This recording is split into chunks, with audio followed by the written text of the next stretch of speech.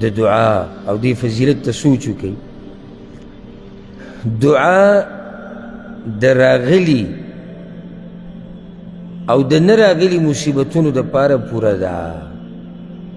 یعنی کم مصیبت چې په تا راغلی دی د دې دپاره دعاګانې کافي دي، الله به دا مصیبت لرې کي.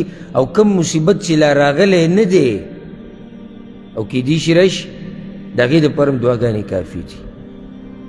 یعنی په دعاګانو سره به صرف ته د ځان نه هغه مصیبت نه لرې کې کم مصیبت چې په تا باندې فی الحال دی، بلکې الله ته ساتي د دې دعاګانو د لاسه د هغه مصیبتونه کم چې لا راغلي هم نه دي.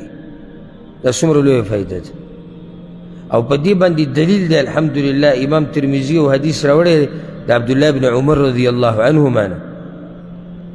وی پیغمبر صلی الله علیه وسلم دا خبره کړې ده ان الدعاء ينفع مما نزل ومما لم ينزل. پیغمبر صلی الله علیه وسلم یقینا دعا فایده ورکوي د هغه مصیبت نه چې نازل شوی دی او هغه چې لا نازل شوی نه دی. دو قسمه مصیبتونه الله تعالی لرې کوي د دعاګانو د لاسه. یا خو هغه مصیبت په تا باندې دی او یا راځي لا راغلی نه دی. نو دا څومره لوی فضیلت دی. ځکه پیغمبر صلی الله علیه وسلم به دغه حدیث کې مخکې دا وویل فعلیکم عباد الله بالدعاء، نو لازم وګڼئ ای د الله بندګانو په ځان باندې دعا لازم یې کوي. پیغمبر صلی الله علیه وسلم د دعاګانې غوښته په ځان لازم کوي چې الله هم د مصیبتونو نه وساتي. او څه ډېر دي دغه تپوس کوونکي او څه په مخه د علماو نه تپوسونه کوي او په هره لاره مصیبتونه او مصیبتونه او مصیبتونه او څوک کوئی کار کې مسله ده او څوک کوئی پیسو مسله ده او څوک کوئی د مزدورۍ مسله ده او څوک کوئی د کمپنۍ مسله ده او څوک کوئی د بچي او څوک کوئی د ښځې او د دومره لوی عبادت نه غافله دي چې پیغمبر صلی الله علیه وسلم وایي دغه مصیبت خو پرېږده دا کم چې وس دی د دې دپاره خو دعا پوره ده، خو هغه مصیبتونه چې لا راغلي نه دي د هغې دپاره هم دعاګانې کافي دي. نو څنګه به یو مسلمان د دې اوچت عبادت نه غافلی شي؟ اتم فضیلت هغه دا دی، دا ناشنا فضیلت دی د دعا دپاره چې څوک هم لاسونه اوچت کي الله ته، نو الله د هغه لاسونه خالي نه راواپس کوي. الله ته چې څوک هم لاسونه اوچت کي دعاګانې ته غواړي رب العالمین دغه لاسونه خالي نه راواپس کوي. او په دې باندې دلیل راوړی د سلمان فارسی رضی الله عنه روایت ته امام ابو داود راوړی دی. پیغمبر صلی الله علیه وسلم وی ان ربکم حیی کریم، ستاسو رب ډیر حیاناک دی او دا د الله صفت دی. حیا کول څنګه چې د هغه د شان سره ښایي او الله حیا نه کوي په حق بیانولو کې او الله حیا نه کوي په مثالونو بیانولو کې. قرآن کې دا راغلي. نو د الله دپاره حیا کول شتي، د الله دپاره حیا نه کول دا هم شتي. څنګه موږ نه خو چې څنګه د هغه د شان سره ښایي. نو د الله حیا کول داسې نه دي څنګه چې انسانان حیا کوي.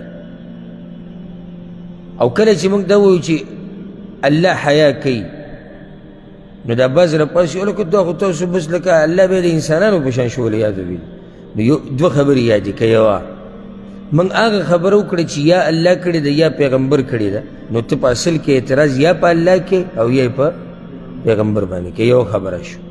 نو دویمه دا قمقله وایه تا ته چا دا ویلي دي، تا ته چا دا ویلي چې څوک یو خبره ثابته کړي د الله دپاره یو صفت دا به داسې لکه د انسانانو یې په شان راشه دې مخلوقاتو کې درته فرق ښیمه پاتې لا خالق او مخلوق په دې مخلوقاتو کې درته فرق ښیم. اوس وګوره غوږ د اتیم دی او غوږ د میږیم دی که نه شتي که نشتي یو شان دی نه دي.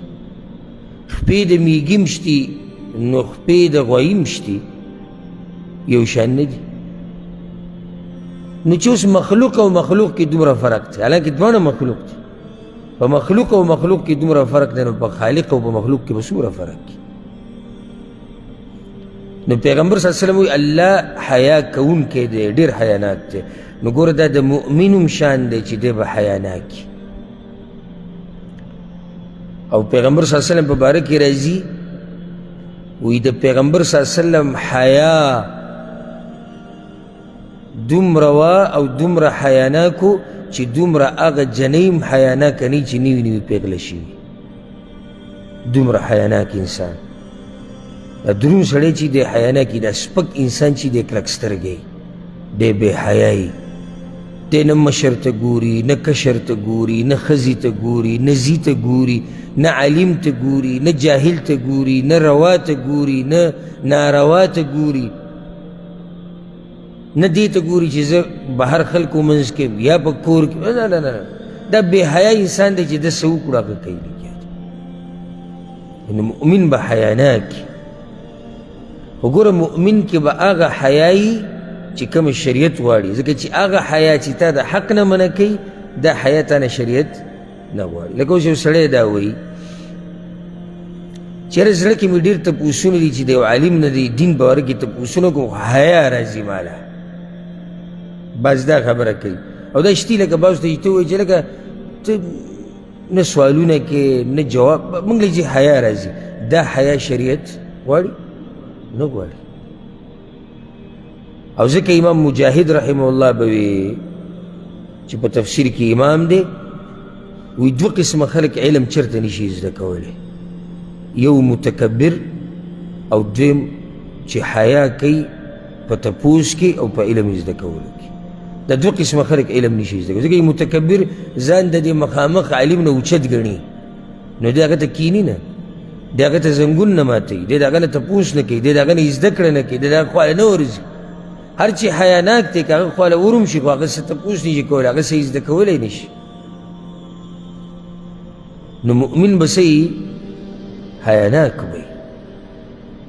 او ځکه پیغمبر صلی الله علیه وسلم وی حدیث کې وی د پخوانو پیغمبرانو د نبوت چې کومه خبره پاتې شوې ده، یعنې هغوی ته چې آسماني کتابونو کې یو خبر راغلی وه، یوه پکې دا وه اذا لم تستحي فاصنع ما شئت، چې حیا د پکې نه نو چې بیا څه کوې کوه.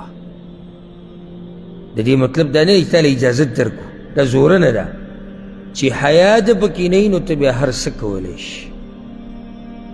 او دا خو واضح خبره ده.